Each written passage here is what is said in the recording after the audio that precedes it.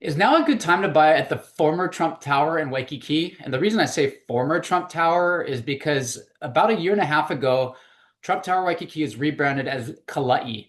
And I did a report on what was going on with the sales. I think it was in May of last year. I'll post a link here if you want to take a look at that. But the reason I start this off is people want to know, is now a good time to buy? And I get that question asked a lot. And if you want to stick around to the very end, we're going to talk about some optimistic news on why this could be a good time to buy. And also for sellers out there, I've got some positive things that you could give a shot at to get your unit sold there. Because forever, almost since this building has been built, I've been in the business since 2001, and I watched it go from the ground up, even pre-sales. And there's always been a lot of inventory in Trump Tower Waikiki. And the reason I keep referring to it as Trump Tower Waikiki is because technically it's still called that in our MLS almost a year and a half later. So we're going to run with that for now. And it's kind of just embedded in my head. Trump does a good job at that. But in any event, as of today, there are 31 listings for sale on the market.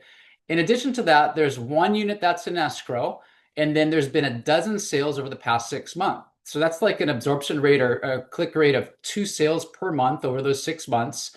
And to do some reverse engineering on the math, what that equates to is basically 15 months of remaining inventory. With 31 listings, say just divided by two, you're going to give you just over 15 and a half there. And our island-wide months of remaining inventory is at 7. And the National Association of Realtors says anything north of 6 months of remaining inventory is considered a buyer's market. So cut to the chase, it is absolutely a buyer's market at Trump Tower Waikiki. And what we're going to do is spend some time today. Why? Not just 31 listings. I've seen significantly more. I've seen it as high as 60 or 70 listings on the market at certain points in time. But what I'm going to do is break down, without getting too crazy. I'm going to put a chart up on the screen here. And what I've done is I've gone back to see what the original sales prices were from the developer, and then what the current asking prices are on these 31 listings.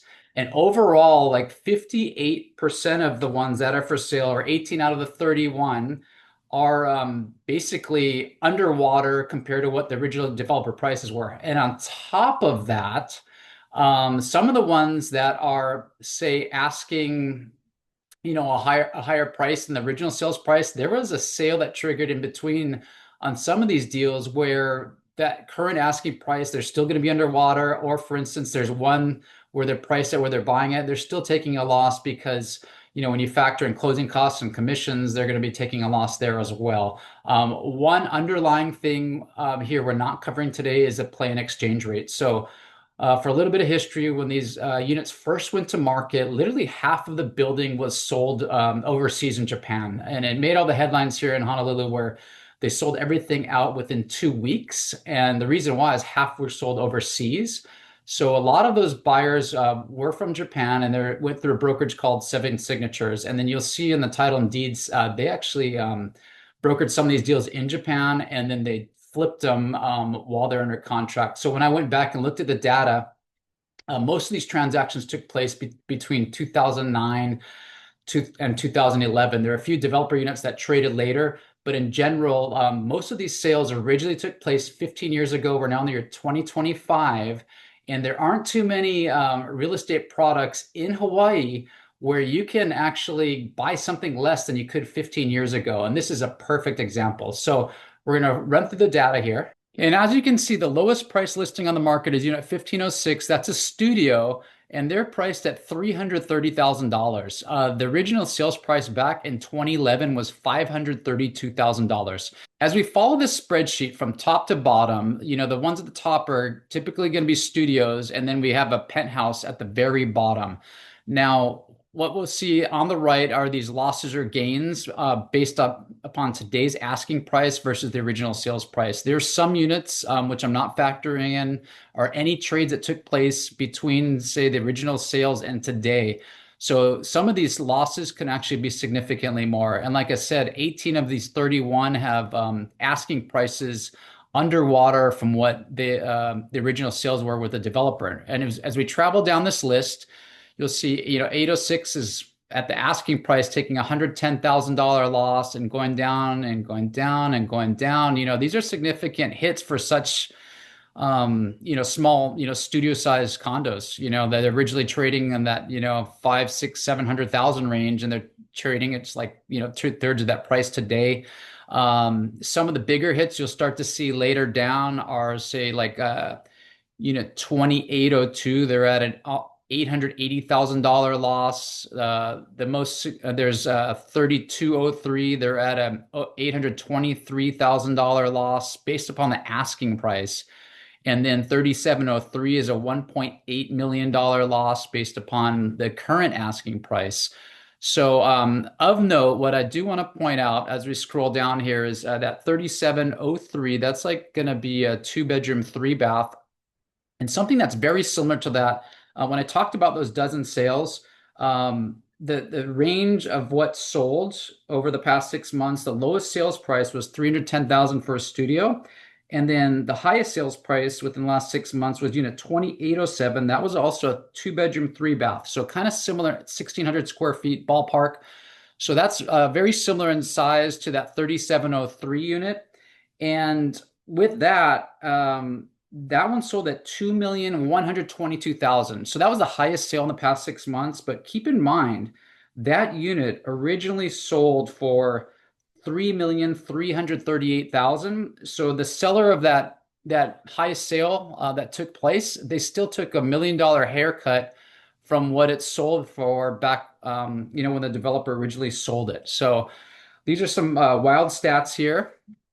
I'm not going to throw up on the screen or put additional chart, but what we're going to talk about is days on market.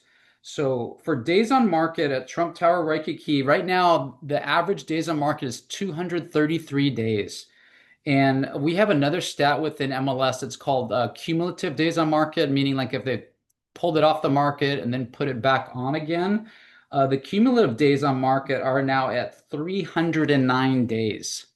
So it's definitely a buyer's market here at Trump Tower Waikiki.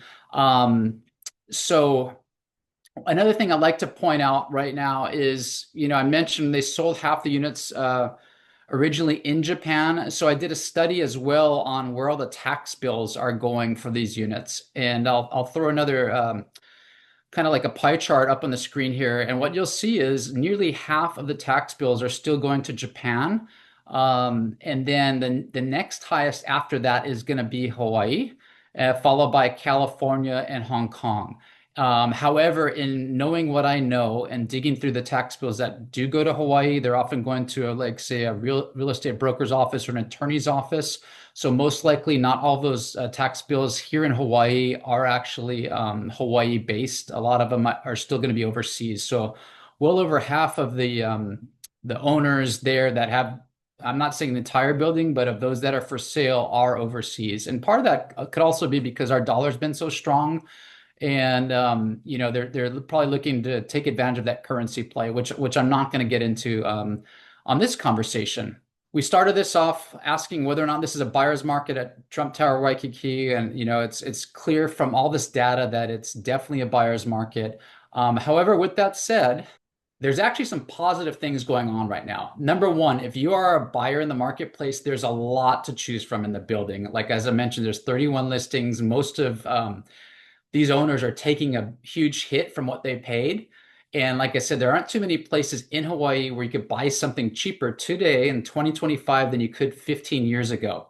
In the macro, big picture, what's been happening here and why the sales have been so stagnant over the years, this product is not for everyone.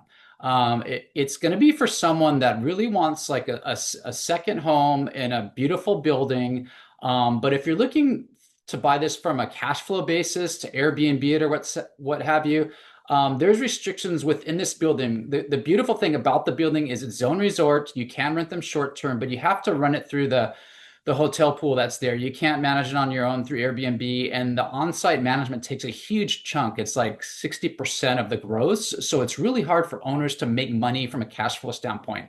Now, if you're someone that's wealthy and you want a second home in a great location, block from the beach in Waikiki and great shops and restaurants, etc., This could be right for you. Another positive thing for buyers is the existing owners are getting a big hit that are in the hotel pool to renovate their units because it's now seen that time, right? It's coming up on 15 years.